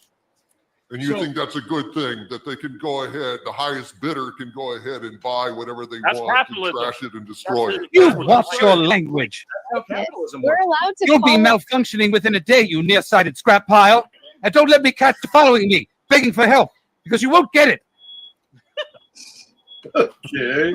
So one of the points I wanted to make that I had written down for you, Sam, was the claim is not about Disney's ability to adapt things correctly. It's about whether or not and how they treated the EU and they disrespected it. Kathleen Kennedy saying it didn't exist. We're not arguing on if they would have done a good job with it. That is not what was on trial. Okay, what you're saying right now is, hey, go ahead and go 55 miles an hour in a school That's zone. not what I does it said. lead Don't put to? words in my mouth. What does it lead to? That is not what I said. Don't You put got words- it backwards, you filthy furball. Only an overgrown mophead like you would be stupid enough. I do not understand how you can look at this and say, yes, Disney messed up the EU because they left it out. Okay, they cherry picked. I didn't say that. Talk about that, but that is the count. That is the count. I read the count. I stated the count. They disrespected the fans by decanonizing it. By decanonizing it, they took it out. They were not going to adapt it. How? But they are adapting it. Don't you call me a mindless philosopher, you overweight glob of grease. I might actually blow up C-3PO. Yeah. Oh my god. No offense. No, Does anyone have any Kathleen Kennedy saying, using as an excuse as to why we have Star Wars fatigue by saying that they don't have any source material like Marvel, that is a huge disrespect. And then not paying the people that created it. Bastardizing Luke Skywalker, that was an FU. Everything that Disney has done since they got Star Wars is a fuck you, and a hard fuck you with sandpaper and everything. So with the EU, I'm not arguing on if they would have done a good job. That is not what the argument was. The argument on how they're disrespecting it, and I have given point after point on how they've disrespected it. It's not my. Oh dear, that is the Anna, argument. if I told you half the things I've heard about this Kathleen Kennedy, you'd probably short circuit. I disagree. There are parts of the new Star Wars that I really like, and they are not. I like that they end. What's that? I like that they end, that they're finite in time and there are end credits, and then I feel an overwhelming sense of relief. That's the only thing I like about Disney Star Wars. Guys, our feelings aren't on trial. Well, yes, they are. That is the point. No, they're not. Charge is that we, the fans, are Training bolt, disrespected, please. but some of us aren't. Right? This entire debate is an emotional thing. This is a bunch of mostly Star Wars nerds arguing over whether or not we feel disrespected by Disney, and some of us aren't. And I'm glad you embrace Disney Star Wars, sir. That's a wonderful thing. I certainly can't. I know the difference between shit and shinola, and I do not embrace it. I renounce it. I renounce the devil and all of his works. I know people tried at Like the end Michael of Kenobi. Corleone. There's no judging people or telling what people do. Oh, I judge the hell out of people. That's a damn lie. I do not understand how we can go from the count is Disney disrespected Star Wars fans by decanonizing it, and then saying that if they did decide to canonize it, that them butchering it has nothing to do with it. No, the argument is not. at all. Let me rephrase it. We're not debating on our opinion on how Disney's ability to adapt the EU would have gone. That's not what is the charge. Okay, so maybe I misspoke. Disrespect. It's disrespect. It's not I am what we arguing- thought their ability would have been. That's hearsay. Okay, I'm arguing that this is the most respectful choice in hindsight. Disney is a freaking murderer. They murdered Star Wars. Why do we want them to murder more? I physically cannot understand Never that. said I wanted them to murder more. Neither did That is what the charge is. That is what the charge is. Because no, the opposite of charges the charge are us is trying to saying that prove they that wanted to keep they it canon. disrespected the EU and offended the fan base, right? Can we bring the charges up again and we can go at sentence by sentence? It's blatant abuse, and abuse has been proven. Black Curzantan alone is proof. Boba Fett is proof. I mean, I look, I absolutely have great sympathy for the defense. I would certainly not have assumed that role, and I applaud you gentlemen for having an essentially impossible task. In my view, we'll see how the jury reacts, but I would never defend anything that Disney has done with Star Wars. So, but I'm not hearing any proof that contradicts the resolution, the blatant misuse of the EU. Obviously, the EU has been misused, and I would offer executed, in my opinion. I would say that it's not misused because this is the best outcome for it. That's why I'm so disconnected here, because this is the best outcome. Because if you look at any other outcome with Disney getting their grubby little fingers on it, they would have mutilated it. They are mutilating it, according to by your logic, sir. You're saying that if Billy the Kid shoots a guy in the kneecap and leaves him in the dust, that's a lucky day for him because Billy the Kid could have put one in the head. And I would say that both are crimes, sir. Both are crimes. Oh, so you think leaving someone with a busted up knee is just as bad as killing someone? I would say they're don't both think- crimes.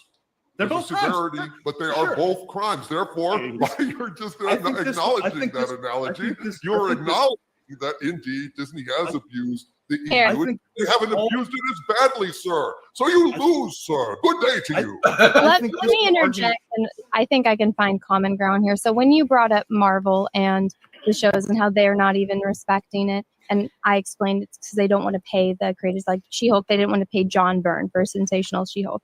Now, if they would have just said, screw it, this guy wrote something great, let's adapt it, and let's make She-Hulk based on the actual She-Hulk comics, they're going to be very silly, and it might be a little weird to see them on the big screen, or in our case, our living room screen, but it would have had a better basis, right? They would have maybe changed it because of, we all know who was doing She-Hulk. But with Star Wars, as compared to having just random characters that they pull out of their ass like Rose Tico, there would have at least been someone that at least had a decent backstory that we could have read up on.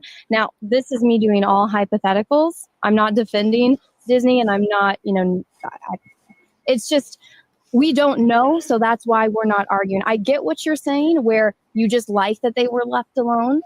And I like that a lot of it they don't know about, but it's only a matter of time before they do. Like when they, they butchered Talon Card and they put a knockoff character of him in the Andor show. And then when you go to his, what is it, Lucan, is that his name? And then you're in his shop and he has like Star Killers stuff in there. And it's like, oh, so now you guys care? And they're butchering it because it doesn't make sense that things from other eras would be there. I think they even had something from Revan in his shop. It doesn't make sense, and they've already started to butcher it. So we'll maybe in a year or two, we can have this debate again on how they've adapted it, because they're starting to find out, because they are actually that desperate now.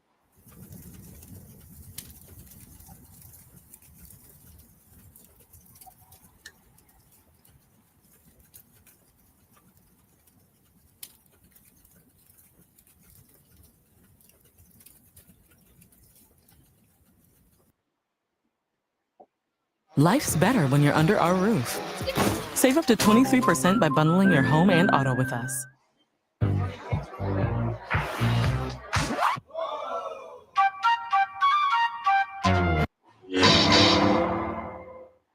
Count a blatant misuse of the expanded use. All right, I'll start out with that. I got a real quick question, two for Mr. Doomcock.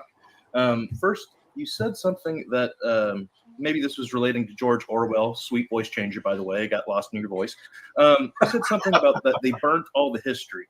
Can you still get the EU material nowadays? Is it still available?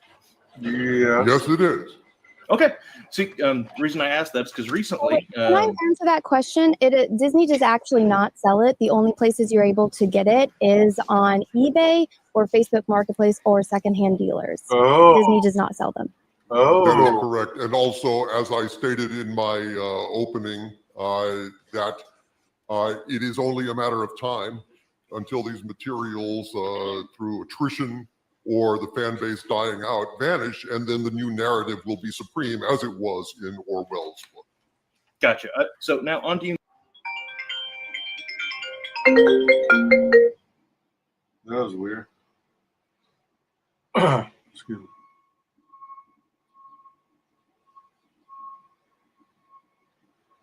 Mr. Doomcock, just to be 100% clear, do you believe that the EU is better? We're talking about after the movies. The EU is better than what Disney gave us, yes or no? And then same question for you, Anna. I just want to be very clear. Yes. Okay. You brought up the note about in episode 4 when Obi-Wan was killed. There was no implication that Leia knew him at that time. Is that correct? That is absolutely correct. None whatsoever. However, did not, when they're breaking her out of the cell, did she not reply going, Ben Kenobi is here? Where is he? She immediately recognized that name in the cell. Did she not? Yes, she recognizes the name. However, she does not have any kind of emotional connection, which she would have had having this grand adventure in Disney Star Wars. She goes, General Kenobi, years ago, you served my father in the Clone Wars, not General Kenobi, years ago, you saved my ass when I was a moron and ran away. And you abandoned Luke and all that stuff. She's very formal and knows of him in reputation, not personally. And nor does she weep when he dies or evince any kind of emotion whatsoever. But there's neither is there any. Are you aware of everything that Leia did on the Falcon after he died? Well, I didn't see her take a shit. I didn't see her go ahead and wash under her pits. I didn't see her eat. There's lots of things that we could say about that. However, all I can do is the record, the official record, which is the film. And besides, when we do know when she finds that he first dies, and she just comforts Luke, who's torn up, predictably because, well, he knew Obi-Wan Kenobi. She did not.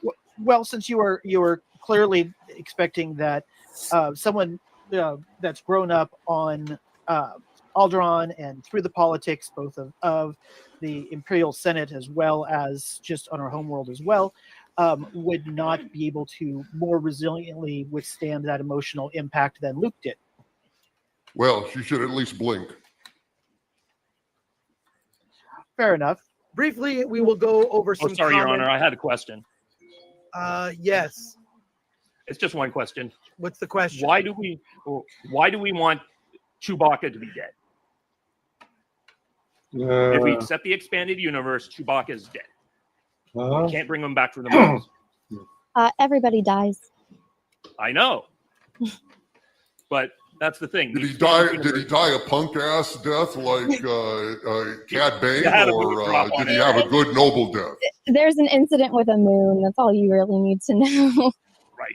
A moon? I'll be getting into that for when. And I would just like to make this statement. We never said all of the EU was good. Oh no. Yeah, that's my problem. But you know what? Even the worst EU is better than Disney Star Wars. I will say. I stand with that statement. I disagree 100%. Go back and read The Crystal Star and try and tell me. I have. So we are debating what is misuse of the EU. I will tell you what misuse of the EU is. It's bringing in a badass, loved character like Black Gur Santan and having him go ahead and be so stupid and incompetent as to grab Boba Fett out of a back of the tank where he's just wearing his Speedo and just go ahead and throw him around and go grr and grr a little bit, where a Wookiee can pull your arms off, and Black Krrsantan can do way worse than that. And in fact, he throws him around a little bit and they grapple and he's slick with bacta fluid and he crawls over to a weapon. And that's when Black Krrsantan goes ahead and activates like some electronic spiked brass knuckles. Why not lead with that? They're turning these people into clowns. They are rating this. And they are, just because they haven't yet people think the gotten deep into obliterating and perverting and misusing the EU, well, the shape of things to come. The shape of things to come. And Boba Fett has been absolutely decimated by the activities of Disney. And Boba Fett actually mostly lived in the EU. Most of his stories, comics, tales, novels, he hardly is in the original trilogy. He gets ignominiously killed and thrown into the Sarlacc pit, and they have him crawl out, just like they have, Palpatine. He suddenly that's from the expanded universe. That's from the expanded universe. Yes, Black Krrsantan is the expanded universe, and you're ignoring this, sir. I have already proven this. I have proven I don't know who Black that Krrsantan is. to the jury, and the jury will decide. But I have more than adequately prepared with this instance. There are many more of the abuse. Hey! So everyone, order in the court. Listen to them. Star Wars is dying, Judge Gore. Curse my metal body. I wasn't fast enough. That's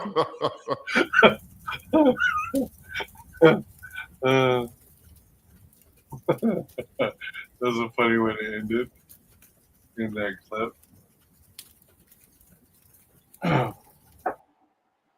Franklin University makes it possible. At Franklin University, our success begins with.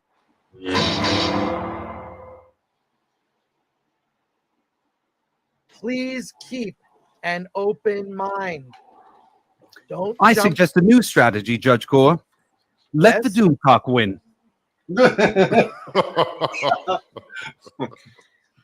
I like this android. He's cool. that makes sense. I don't understand how that. I don't think it's in this. It's quite possible this asteroid is not entirely stable. Okay. Okay. All right. I just don't know why we're throwing the EU into the meat grinder. Does that make Yes, we seem to be made to suffer. It's our lot in life. Notwithstanding, it is not damaging or killing the Star Wars brand. So the possibility of you successfully winning this case is approximately 3,720 to 1. Right? Pish posh with the odds. Never tell me the odds. But I have more than adequately prepared with this instance. There are many more of the abuse. Hey! So everyone, order in the court. Listen to them. Star Wars is dying, Judge Gore. Curse my metal body. I wasn't fast enough. Thank you, Mr. 3PO. We're going to Sometimes I just don't understand human behavior. And I see a. Oh, I think I'm melting. This is all your fault. That's unfortunately the deal George Lucas signed when he gave these people this stuff. Disintegrated? But that's just my opinion. That doesn't change my argument. George knew better than to trust a strange company. Jaina? I don't think he likes you. What? The highest bidder can go ahead and buy whatever they That's want capitalism. and trash it and destroy it. You watch your language. We're allowed to You'll be call it- malfunctioning within a day, you nearsighted scrap pile. And don't let me catch you following me, begging for help, because you won't get it. That's not what I said. Don't You put got words- it backwards, you filthy furball. Only an overgrown mophead like you would be stupid enough. How? But they are adapting it. Don't you call me a mindless philosopher, you overweight glob of grease. I might actually blow up C-3PO. Yeah. Oh my god. I have given point after point on how they've disrespected it. It's not my Oh dear, that is the Anna. argument. If I told you half the things I've That heard is- about this that is Kathleen Kennedy, 100% you'd probably short It's circuit. like a best of. And I also want to thank Mr. C3PO today. Oh my goodness. Oh, my parts are showing. Is that allowed on YouTube?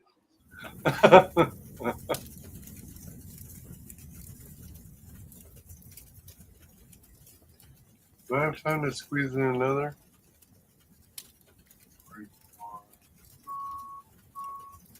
I think so. Big retailers don't want you to have Barely. the zoom lens, but there's nothing they can do to stop it. So there's this new super powerful monocular.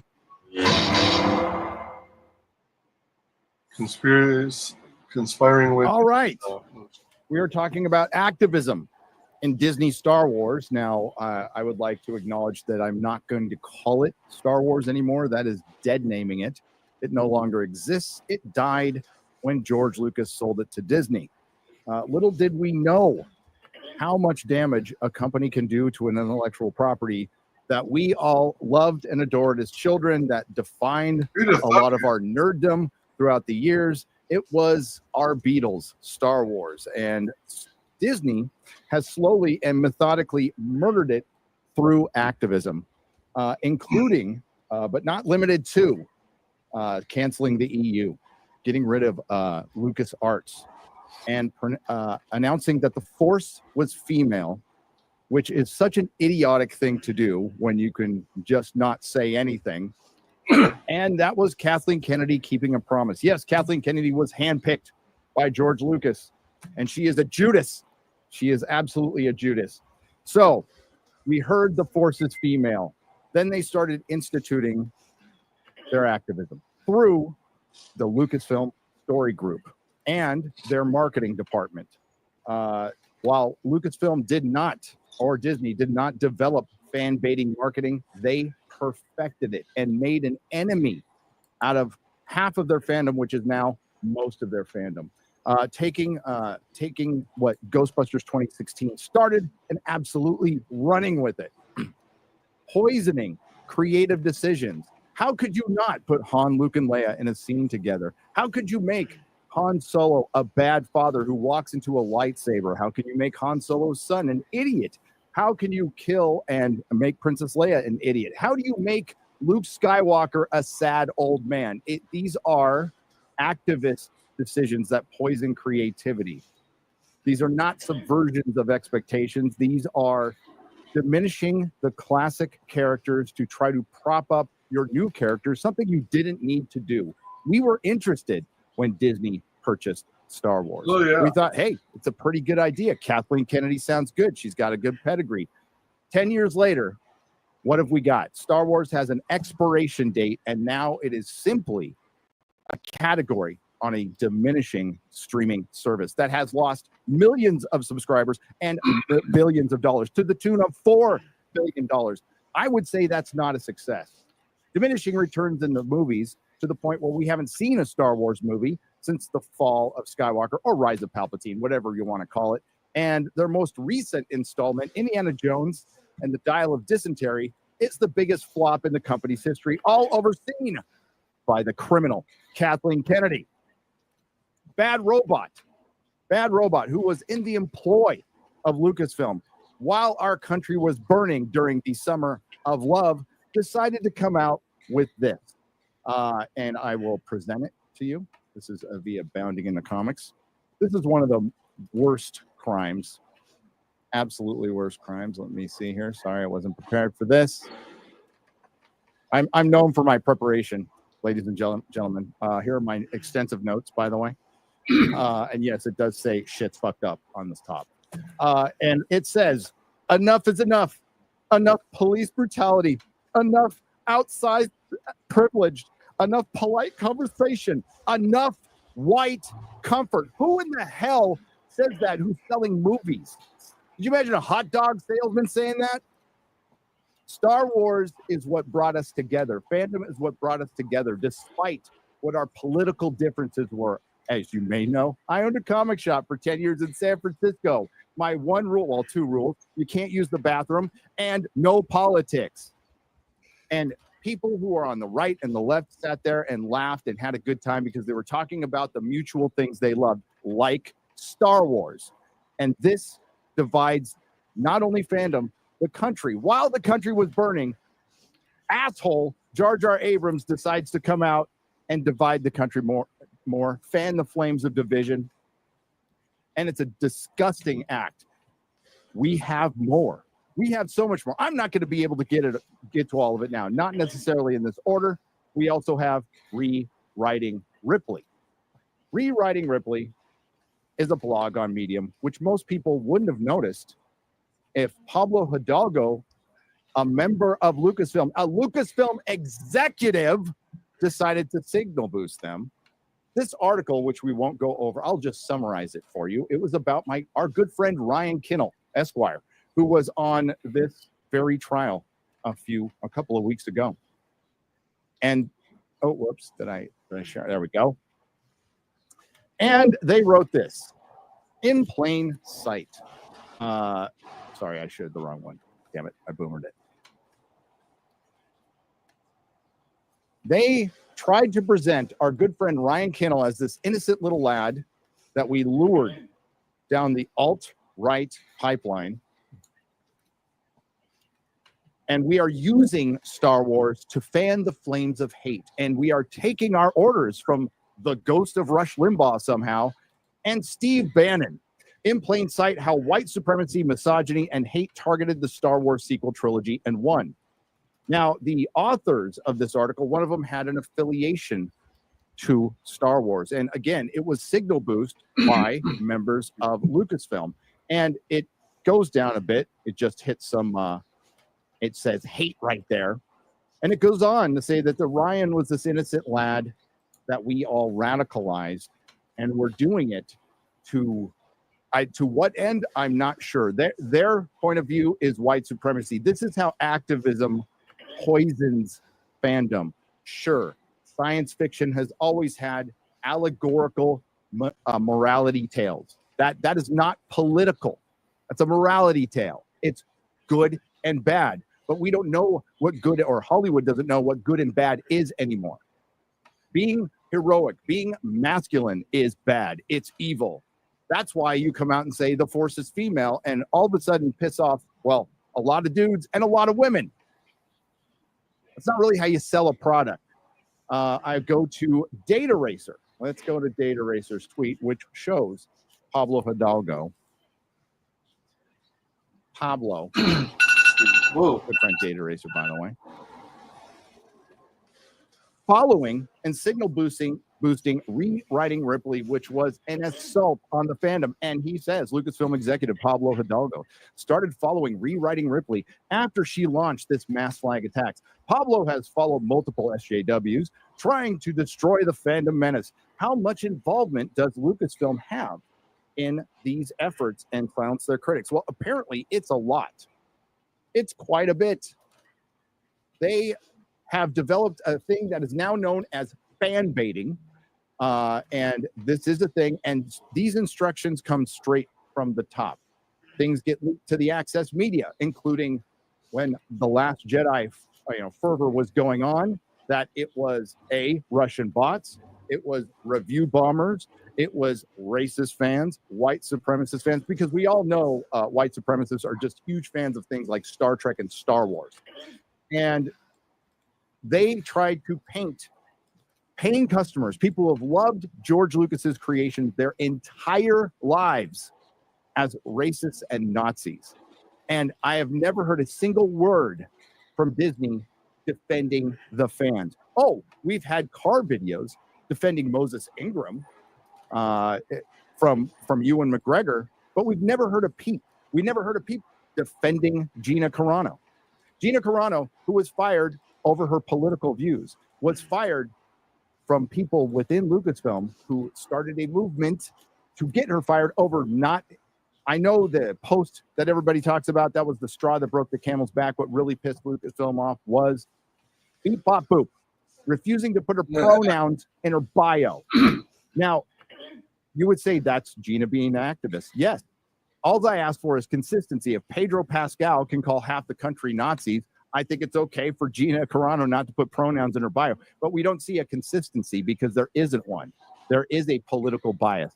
There is political bigotry, and that's exactly what it is. And that's why they fired Gina Carano. I wish I could tell you more, but go to her interview. Remember, they wanted her to go through a 40-person Zoom meeting struggle session. That is activism. That is not creativity. It was not a smart move to take one of the more popular characters from your flagship show on your streaming service and fire her just when you got. That was the one thing that turned things around. Everybody hated Rise of Skywalker. Everybody did. But The Mandalorian saved Kathleen Kennedy's job, and she immediately screws it up within a couple of months. She doesn't deserve her position. She's only gotten it because of privilege, the privilege of working with Steven Spielberg, the privilege of knowing George Lucas. Based on her merit, based on what we've seen over the last 10 years, it's been an absolute disaster. But the activism doesn't end there. We go on to Kathleen Kennedy keeps her promise. The Force is female. And now it is. Now Star Wars is female. It's called Star Hers now. We just saw the Ahsoka trailer. There was a guy in it, but he's a bad guy. I wish I had a time to prepare the list of girl bosses that are in Disney Star Wars on D+. And notice, if Ahsoka is so popular, why the hell aren't they making a movie? Why are they dumping it on Disney+? Well, because we know it's going to be more of the same. She hired Leslie Headland, former Harvey Weinstein assistant Leslie Headland, who led the lambs to the slaughter, but somehow she has the right politics. She can keep her job when Gina Carano can't. She gets a whole series when her favorite Star Wars is all the Star Wars. All the Star Wars, which doesn't exist anymore because it's dead. I think that will be enough. I could go on. How many times we've been attacked as content creators. Fans have been attacked. We could go on with the diminishing returns. And while a lot of this is circumstantial, and I wish I could tell you so much more about what I actually know from inside the hive of scum and villainy that is Lucasfilm, the one thing I do know is that the farce is female, and Kathleen Kennedy needs to be fired.